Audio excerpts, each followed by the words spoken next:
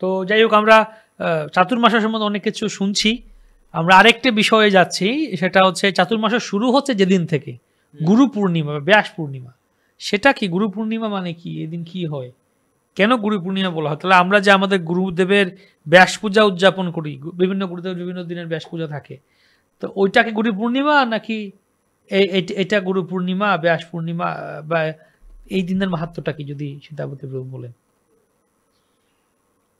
ভালো। গুরু পূর্ণিমা মানে একটা বিশেষ পূর্ণিমা, সেই পূর্ণিমাকে গুরু পূর্ণিমা বলা হয়েছে।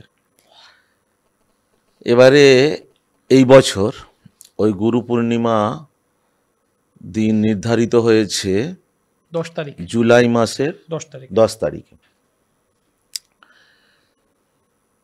দেখুন, প্রত্যেকটা বিষয়ের জন্য আমাদের গুরু দরকার।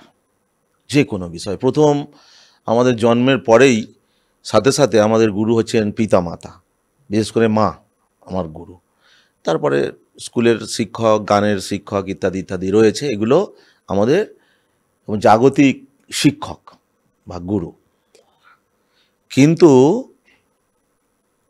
পারমার্থিক বিষয়ে, দিব্য জ্ঞানের বিষয়ে আমাদের গুরু প্রয়োজন, যাদের কাছ থেকে আমরা এই সমস্ত বিষয়গুলো সম্বন্ধে আমরা শিক্ষা লাভ করতে পারি তাদের কাছ থেকে, এবং আমরা সেই রকমভাবে শিক্ষা লাভ করে আচরণ করে আমরা ভক্তি জীবনে এগিয়ে যেতে পারি। তারা হচ্ছেন আমাদের পারমার্থিক গুরু, এবং তাদেরকে বিশেষভাবে সম্মান জানানোর জন্য, তাদেরকে বিশেষভাবে সম্মানিত করার জন্য ওই দিনটি গুরু পূর্ণিমা হিসাবে পালন করা হয়। আর আরেকটা হচ্ছে যে কৃষ্ণ দ্বৈপায়ন বেদব্যাস, যে ব্যাসদেব, তিনি হচ্ছেন সমস্ত শাস্ত্রগ্রন্থ প্রণয়ন করেছেন, বেদ, বেদান্ত, উপনিষদ, পুরাণ টুরাণ সব, এবং বেদকে তিনি বিন্যাস করেছেন, যার জন্য বেদব্যাস নাম হয়েছে।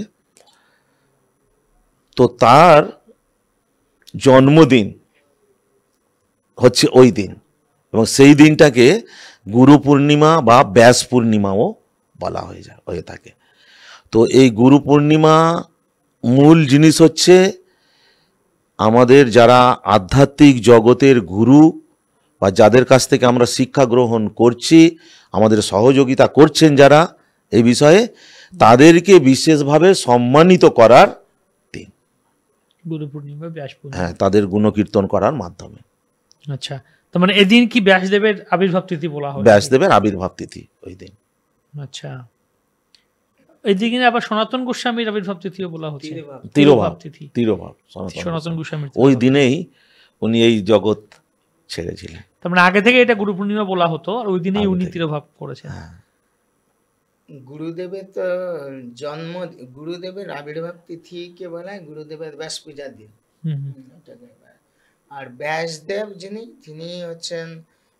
তিনি হচ্ছেন সমস্ত আমাদের জন্য যে শাস্ত্র দিয়েছেন, আমাদের জন্য, আমাদের চলার পথে যা নিয়ে আমরা থাকব, আমাদের জীবন কি করে এই জীবন কাটাবো এবং কি করে আমরা পরবর্তীতে নিত্য জীবন লাভ করতে পারবো, সেগুলো শিক্ষা কে দিয়েছেন? ব্যাসদেব।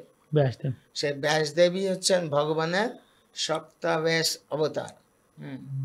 তিনি তার গুরুদেবের নির্দেশে এই সমস্ত লেখা করেছিলেন এগুলো, যার জন্য পরবর্তীতে যে সমস্ত আচার্য গুরুদেব পদে আসীন হয়েছেন, এই যে সমস্ত আচার্য বা গুরুদেব, তারা সেই শিক্ষা অনুসারে পরবর্তী তাদের শিষ্যদেরকে সেই শিক্ষা দান করছেন।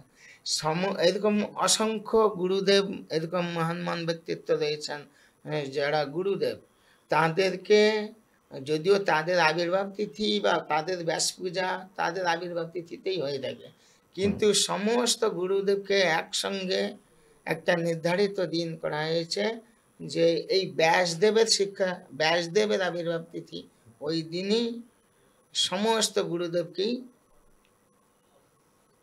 পূজা করা, আমরা পূজা সম্মানিত করব। করা। হ্যাঁ, সম্মান তো সেজন্য এইটা এই হিসাবেই ধরা হয়েছে ধরা হয়েছে ব্যাস গুরু পূজার দিন ব্যাস দেবের ব্যাস আবির্ভাব আবির্ভাব তিথিটাকে। তো সেদিন কি কি হয়, কি কি করেন মন্দিরে, কি কি করেন আপনারা? সেই দিন আমরা বিশেষ করে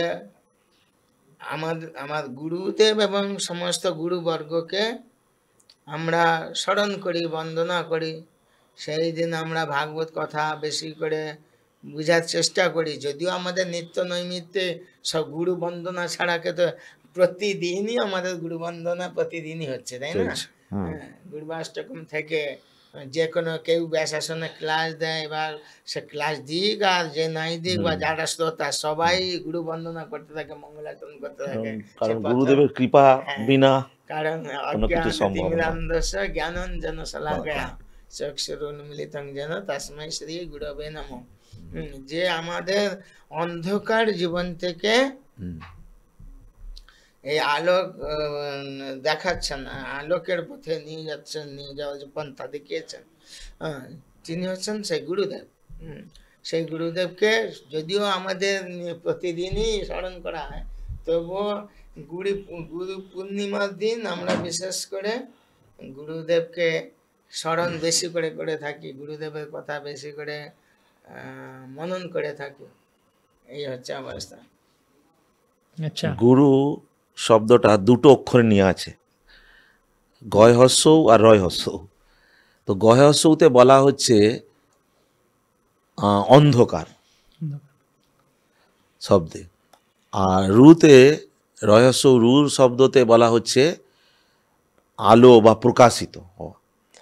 তো গুরু শব্দের অর্থ ওখানে বলা হচ্ছে যে যিনি অন্ধকার থেকে আলোর পথে নিয়ে আসতে পারেন, আলো দেখাতে পারেন, আলো বর্তিকা যিনি দান করেন, তিনি হচ্ছেন গুরু। বাহ, খুব সুন্দর কথা। গুরু পূর্ণিমার কথা আমরা শুনলাম, চাতুর্মাসের কথাও শুনছিলাম।